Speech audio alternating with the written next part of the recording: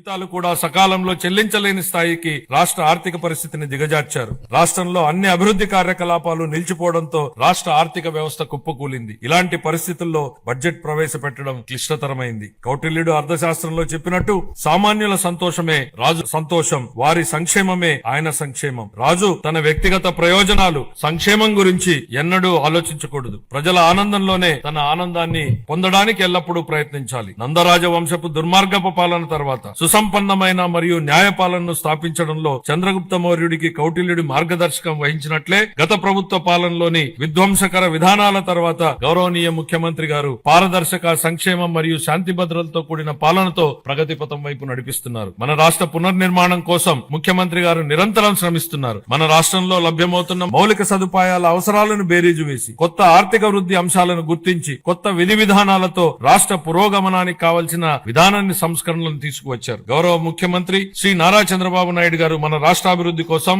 1990వ దశకంలోనే vision 2020 document ను రూపొందించారు. అప్పటి ప్రతిపక్షాలు ఆ ఆలోచనని విమర్శించాయి. కానీ నేటి హైదరాబాద్ ను చూసినట్లయితే వారి విజన్ సాకారమైంది. ఇదే ఆయన దార్శనికతకు, సామర్థ్యానికి నిదర్శనం. మళ్లీ 2024లో మరొక గొప్ప విజన్ ను దిశానిర్దేశం చేస్తూ గౌరవ ముఖ్యమంత్రి గారు స్వర్ణాంధ్ర 2047కు శ్రీకారం చుట్టి రాష్ట్రాభివృద్ధికి మార్గనిర్దేశనం చేశారు. 15% పైగా రాష్ట్ర స్థూల దేశీయ ఉత్పత్తి వృద్ధి రేటును స్థిరంగా సాధించడం, తలసరి ఆదాయాన్ని పెంచడం, పేదరికాన్ని రూపుమాపడం ద్వారా అభివృద్ధి ఫలాలను అత్యంత అణగారిన వర్గాలకు అందించడమే దీని లక్ష్యం. జీవితంలో ఒక్కసారైనా డాక్టర్, లాయర్, పోలీసు మరియు బోధకుడు అవసరమని చెప్తా ఉంటారు.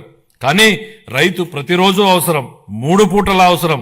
కాబట్టి అలాంటి అన్నదాతకు ప్రగాఢ కృతజ్ఞత భావంతో మేం మరో సూపర్ 6 హామీని నెరవేర్చడానికి సిద్ధమవుతున్నామని తెలియజేయడానికి ఎంతో సంతోషంగా ఉంది.